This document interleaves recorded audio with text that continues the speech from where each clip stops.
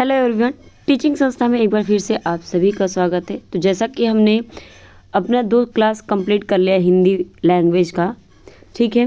तो हिंदी लैंग्वेज में हमने सबसे पहले जो टॉपिक लिया था वो वर्णमाला का था, ठीक है। वर्णमाला में हमने 2 क्लासेस की, पार्ट 1 और पार्ट 2। पूरी की पूरी कंप्लीट क्लास मैंने करवा दी है। प्लेलिस्ट आपकी बन चुकी है, ठीक है, TRE 4 एंड ऑल एग्ज़ाम के नाम से। तो आप जाके वहाँ से अपनी क्लास देख सकते हैं अगर आपने पिछली क्लास नहीं देखी है, ठीक है। इसके अलावा आज संज्ञा आपका और सर्वनाम और लिंग, इन 3 टॉपिक पे हम बात करेंगे, ठीक है। इसके बाद वर्णमाला से संबंधित और संज्ञा, सर्वनाम और लिंग से संबंधित क्वेश्चन भी लेकर मैं आऊँगी, ठीक है। तो सबसे पहले देखेंगे आज का जो टॉपिक है वो संज्ञा है, ठीक है। पहला टॉपिक है संज्ञा। संज्ञा किसे कहते हैं? अच्छा, क्लास स्टार्ट करने से पहले सबसे पहले तो आप चैनल पर पहली बार आए, चैनल को तुरंत सब्सक्राइब कर लीजिए, बेल आइकन प्रेस कर लीजिए ताकि क्लास की नोटिफिकेशन और जो भी सूचनाएं आती हैं शिक्षा से संबंधित वो आप तक पहुँचे, ठीक है। अपने साथियों को भी शेयर करके उन्हें भी जोड़ लीजिएगा। चलिए, तो सबसे पहले देखें संज्ञा का। संज्ञा होता क्या है, ठीक है। संज्ञा किसे कहते हैं ये जानना भी सबसे बड़ी बात है। तो हालांकि सबको पता होगा, संज्ञा व्यक्ति, वस्तु, स्थान या गुण का बोध जो करवाता है उसे संज्ञा कहते हैं। जैसे कोई भी व्यक्ति है, ठीक है, वस्तु है, वस्तु जैसे पेन, पेंसिल, कॉपी, किताब, स्थान जैसे कोई भी जगह का नाम हो गया, और उनकी जो गुणवत्ता है, गुण है, उसका बोध करवाता है तो वो संज्ञा होता है, ठीक है। अब संज्ञा के भेद या प्रकार कितने हैं ये देखेंगे, संज्ञा के प्रकार और भेद। तो यहाँ पे देखिए प्रकार, संज्ञा 4 और 5 प्रकार का होता है। संज्ञा जो है वो 5 प्रकार का होता है। कौन कौन सा? व्यक्तिवाचक संज्ञा, जातिवाचक संज्ञा, भाववाचक संज्ञा और समूहवाचक संज्ञा, द्रव्यवाचक संज्ञा। अब इन 5 को हम डिटेल में पढ़ेंगे एग्जाम्पल के साथ, ठीक है। तो व्यक्तिवाचक संज्ञा क्या होता है, जिसे आप इंग्लिश में प्रॉपर नाउन कहते हैं, ठीक है। अब देखिए यहीं पे आपको इंग्लिश का भी समझ में आएगा। अगर आप संज्ञा को हिंदी में पढ़ लेते तो आप इंग्लिश में कर ले जाते हैं, इंग्लिश में पढ़ लेते तो हिंदी में कर ले जाते हैं। है वही चीज़, बस आपका लैंग्वेज डिफरेंट है। 1 मिनट रुकिएगा ज़रा, ठीक है। तो व्यक्तिवाचक संज्ञा क्या होता है? Proper noun. प्रॉपर नाउन या व्यक्तिवाचक संज्ञा जिसमें आप किसी एक व्यक्ति के बारे में बताते हो, जो विशेष व्यक्ति है। जैसे कि आप कह देते किसी का नाम बुला के, मेरा नाम जैसे सुमन है, ठीक है, सुमन इधर आना, यानी सिर्फ आपने मुझे बुलाया, विशेषकर मुझे बुलाया, तो ये आपका क्या हो जाएगा? व्यक्तिवाचक संज्ञा हो जाएगा। जब एक इंसान की बात हो वो भी विशेष करके, तो वहाँ पे जैसे कि आप एग्जांपल में देंगे राम, सीता और दिल्ली। दिल्ली क्या जगह का नाम है और दिल्ली एक ही है, इसके अलावा और कोई नहीं है। सीता माता की बात हो रही है, राम जी की बात हो रही है, ना कि जो नॉर्मल हमारे समय में अभी यूज़ कर रहे हैं सब लोग नाम अपना अपना, उनका नहीं, बल्कि ये रामायण के राम और सीता जी की बात हो रही है। दिल्ली एक ही है, ये भी बात है। तो जो एक ही है उसके बारे में अगर बात किया जाए तो व्यक्तिवाचक संज्ञा हो जाता है, उसी को आप इंग्लिश में प्रॉपर नाउन कह देंगे। लेकिन जातिवाचक संज्ञा क्या है?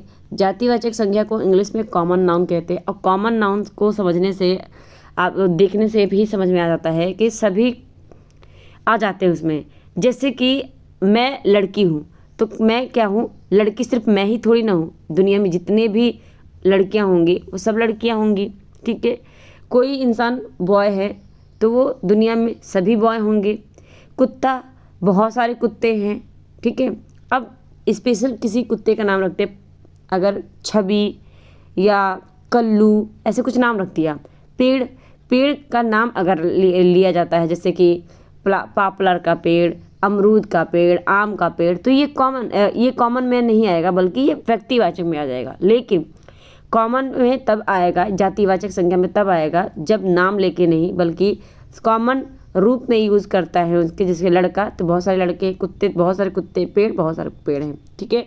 तो इस तरह ये जातिवाचक संज्ञा हो जाएगा। इसका एग्जाम्पल आपका क्वेश्चन बन के आएगा, ठीक है ना। क्वेश्चन भी क्वेश्चन भी बन के आ सकता है और आपका ऐसे भी आएगा। ठीक है। अच्छा, भाववाचक संज्ञा क्या है? अब्स्ट्रैक्ट नाउन कहते हैं इसको इंग्लिश में।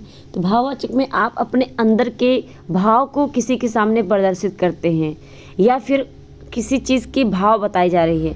मीठा का मिठास होता है, वीर कोई वीरता दिखाता है, वहाँ पे वो भाववाचक हो जाता है। ठीक है। सुंदरता, सुंदर एक नाउन है लेकिन सुंदर एक संज्ञा है, लेकिन सुंदरता क्या है? भाववाचक है। ठीक है। इस तरह आप समझेंगे तो भाववाचक आप जो भी अपनी फीलिंग रखते हैं वो आपका भाववाचक संज्ञा हो जाता है। समूहवाचक में क्या होता है? ग्रुप होता है, कलेक्टिव नाउन। समूहवाचक झुंड होता है, टोली होता है, दल होता है, जिसमें आप ग्रुप लेते हैं। मान लीजिए आप कोई प्रोजेक्ट बनाते हैं तो वो ग्रुप हो जाता है। आर्मी ग्रुप हो गया। ठीक है। आर्मी क्या है? आर्मी फोर्स क्या है? एक ग्रुप है। ठीक है। तो ये सारी चीज़ें आप देखेंगे तो ये कलेक्टिव नाउन में यानी समूहवाचक संज्ञा में आ जाएगा। ठीक है। क्रिकेट टीम हो गया, फुटबॉल टीम हो गया, ये सभी के सभी समूहवाचक संज्ञा में आ जाएंगे। ठीक है।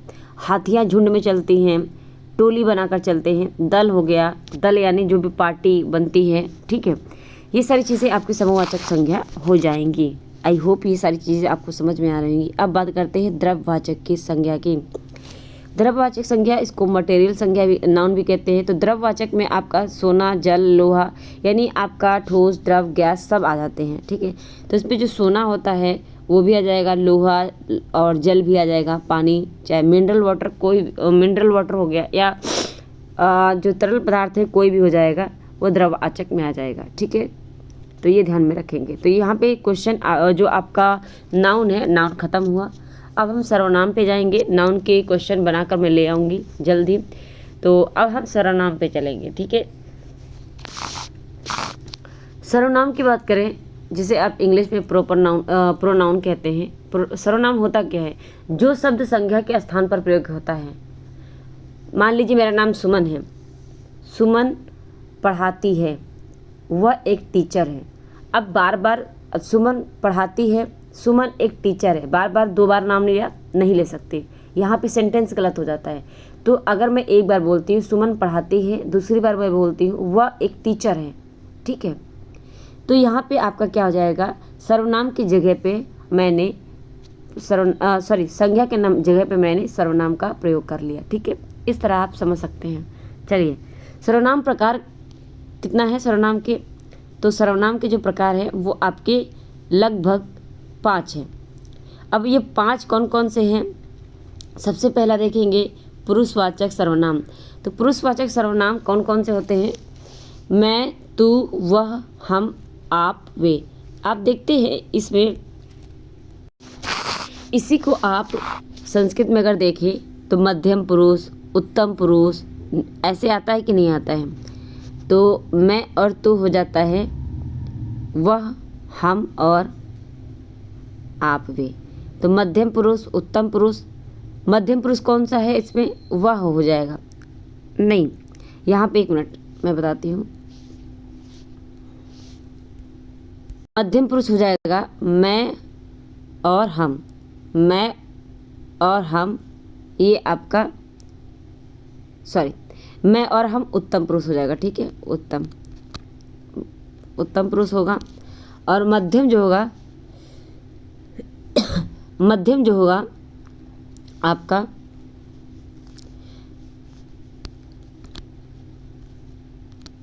उत्तम, मध्यम होगा आपका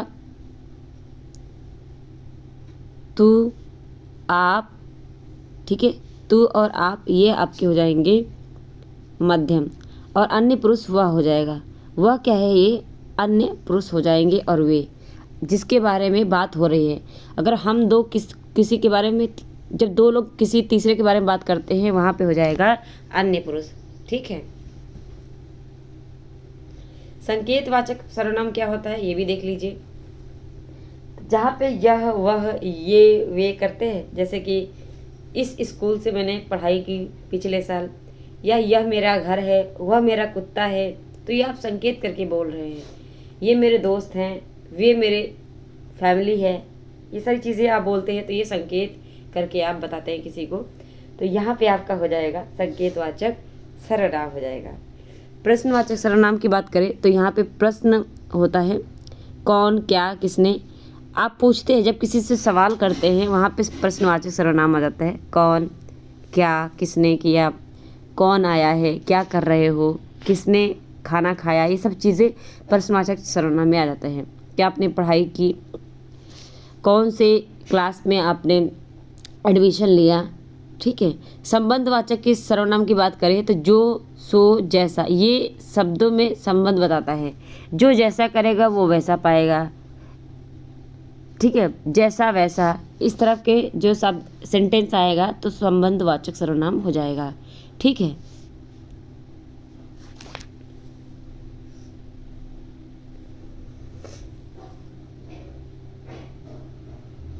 अब बात करते हैं अनिश्चयवाचक सर्वनाम की। अनिश्चयवाचक सर्वनाम में निश्चित नहीं होता है। कोई गेट पे आया है, कुछ फल आए हैं। अब क्या है, कुछ मतलब क्या, उसको गिन नहीं सकते। सभी को भी नहीं गिन सकते। तो जब निश्चित रूप में अगर किसी चीज़ की बात की जाए वहाँ पे अनिश्चयवाचक हो जाएगा। ठीक है ना। तो यहाँ पे 5 प्रकार के सर्वनाम थे, ये भी हमने कंप्लीट कर लिया। ठीक है। ये सारी PDF आपको अगर चाहिए तो आप कमेंट में कमेंट कर सकते हैं और ये PDF आपको टेलीग्राम या व्हाट्सएप के थ्रू दे दिया जाएगा। चलिए, यहाँ पे एक चीज़ और है, आपका निजवाचक सर्वनाम जो कि 6 है ना। तो निजवाचक सर्वनाम में आप स्वयं के बारे में करते हैं। खुद मैं काम कर लूँगा, खुद मैं पढ़ाई कर लूँगा, अपना काम खुद करो, ये सारी चीज़ें क्या आ जाएंगी, निजवाचक में आ जाएंगी। तो सर्वनाम 6 प्रकार का होता है, ध्यान में रखेंगे। लिंग की बात करें, लिंग को जेंडर कहते हैं इंग्लिश में। और इसकी परिभाषा अगर देखें, शब्द के जिस रूप से किसी व्यक्ति या प्राणी, पुरुष या स्त्री के बारे में अगर बताया जाए तो ये लिंग होता है। ठीक है। कैसे, लिंग के प्रकार देखेंगे, पुल्लिंग, स्त्रीलिंग और उभयलिंग, ये 3 प्रकार के लिंग होते हैं। ठीक है। लड़का, राजा, बाघ, बेटा, भाई, ये सभी के सभी आपके किसको दर्शा रहे हैं, तो पुल्लिंग को दर्शा रहे हैं। ठीक है, पुल्लिंग को। बात करें यहाँ पे स्त्रीलिंग की तो लड़की हो गई रानी, बाघिन, बेटी, बहन, सीता, गीता, ये सभी लड़की को दर्शा रहे हैं, यानी स्त्रीलिंग हो जाएगा। उभयलिंग छात्र, मित्र, डॉक्टर, शत्रु, जो कि पुरुष और स्त्री दोनों होते हैं। ठीक है। मंत्री, टीचर, ये सभी पुरुष और स्त्री दोनों होते हैं, इसलिए ये उभयलिंग हो जाएगा। ओके। तो लिंग के ये थे आपके। आई होप ये समझ में आ गया होगा सारी चीज़ें। नपुंसक लिंग की बात करें यहाँ पे तो नपुंसक लिंग जो कि निर्जीव चीज़ें होती हैं, पुस्तक, कुर्सी, मकान, पंखा, मोबाइल, ये सारी चीज़ें क्या हो जाएंगा, ये सभी चीज़ें आपके नपुंसक लिंग में हो जाएंगे। ठीक है। निर्जीव चीज़ों को नपुंसक लिंग कहते हैं।